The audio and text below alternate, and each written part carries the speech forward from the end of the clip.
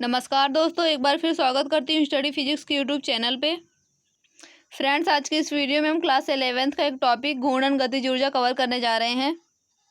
इसके पहले वीडियो में हमने गतिज ऊर्जा, स्थितिज ऊर्जा और गतिज ऊर्जा के लिए व्यंजक प्राप्त कर लिया था। तो आज हम पढ़ने जा रहे हैं घूर्णन गतिज ऊर्जा। चलिए फ्रेंड, स्टार्ट करते हैं। तो जब कोई पिंड अपने अक्ष, जैसे अगर कोई ये पिंड है, इसे ए पिंड मान लेते हैं, ये अपने अक्ष को मान लेते हैं वाई डैश। तो ए पिंड जो है, यदि पिंड ए अपने अक्ष वाई डैश के परितः घूर्णन गति करता है, जैसे ये पिंड यहाँ से अपने अक्ष वाई डैश के परितः घूर्णन गति करता है, तो पिंड ए की वाई डैश के अक्ष के परितः घूर्णन गति करने के कारण जो इस पिंड ए में ऊर्जा संचित होती है, उसे ही पिंड ए की घूर्णन गतिज ऊर्जा कहते हैं। घूर्णन गतिज ऊर्जा को ई के से प्रदर्शित करते हैं, ई इनवर्स के। घूर्णन गतिज ऊर्जा जो है अदिश राशि है। तो जब कोई पिंड किसी अक्ष के परितः घूर्णी गति कर रहा होता है, तो पिंड घूर्णी गति के कारण जो उसमें ऊर्जा संचित होती है, उसे उस पिंड की घूर्णन गतिज ऊर्जा कहते हैं। घूर्णन गतिज ऊर्जा जो है अदिश राशि है और इसे ई के से प्रदर्शित करते हैं। अब हम घूर्णन गतिज ऊर्जा के लिए व्यंजक प्राप्त कर लेते हैं। तो गणितीय व्याख्या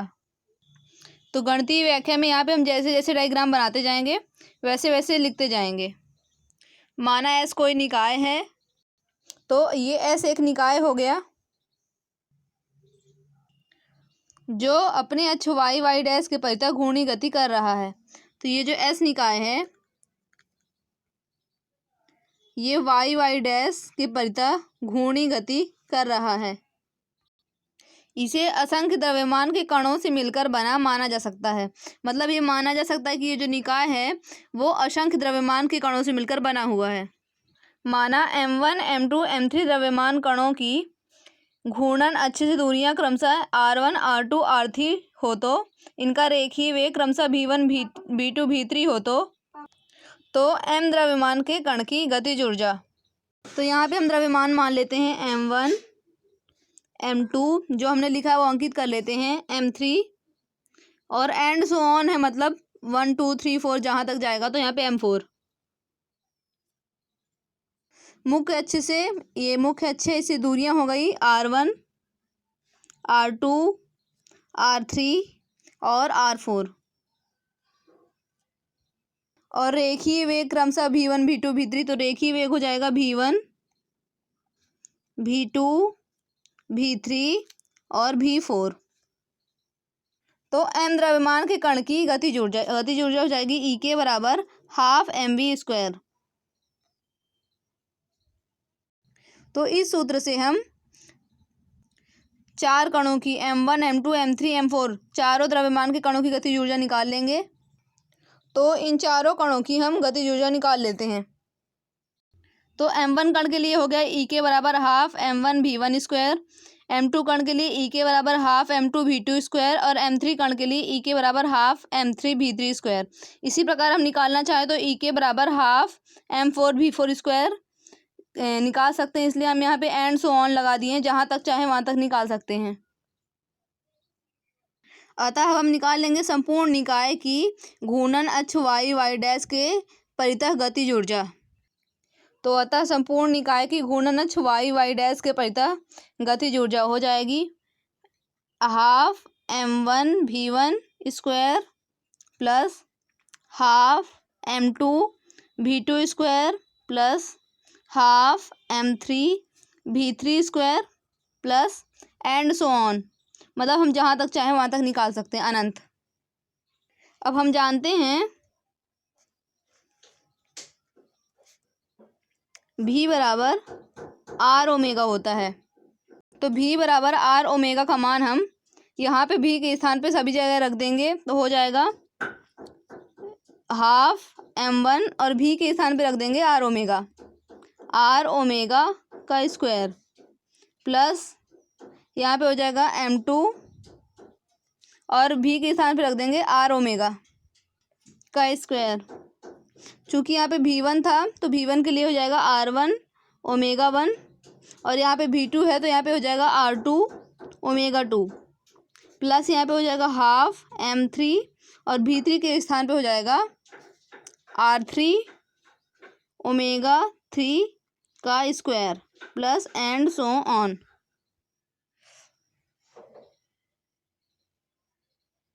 अब यहाँ पे सभी का ब्रैकेट खोल के लिख लेंगे, हो जाएगा half M1 R1 omega 1 square. Sorry, यहाँ पे ओमेगा के नीचे 1 नहीं होगा क्योंकि यहाँ पे त्रिज्या तो है सबकी अलग अलग भिन्न भिन्न, R1 R2 R3, लेकिन ओमेगा नहीं है भिन्न भिन्न, तो इसलिए ओमेगा से ओमेगा ही रहेगा तीनों में। तो यहाँ पे हो जाएगा M1 R1 omega square plus half M2 R2 omega square plus half M3 R3 omega square plus and so on. तो यहाँ पे भी ओमेगा स्क्वायर है, यहाँ पे भी ओमेगा स्क्वायर है, और यहाँ पे भी ओमेगा स्क्वायर है, और 1/2 तीनों में, तो हम 1/2 ओमेगा कॉमन ले लेंगे, बचेगा यहाँ पे M1 R1 का स्क्वायर है यहाँ पे, प्लस M2 R2 का स्क्वायर है यहाँ पे, प्लस M3 R3 का square, plus and so on.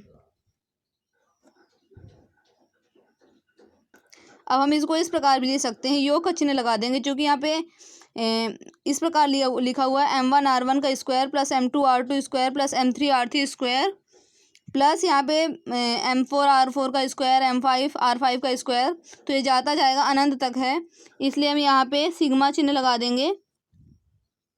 तो ये योग का चिन्ह है, इसमें हम लिख देंगे I बराबर 1, मतलब M1 से लेकर यहाँ पे अनंत तक है, n कणों के लिए है, तो I बराबर 1 से लेकर I बराबर n तक है, n कणों के लिए I बराबर n, और यहाँ पे M और R का स्क्वायर है, तो यहाँ पे हो जाएगा M R स्क्वायर, यहाँ पे ओमेगा का स्क्वायर था स्क्वायर, तो ये हो जाएगा।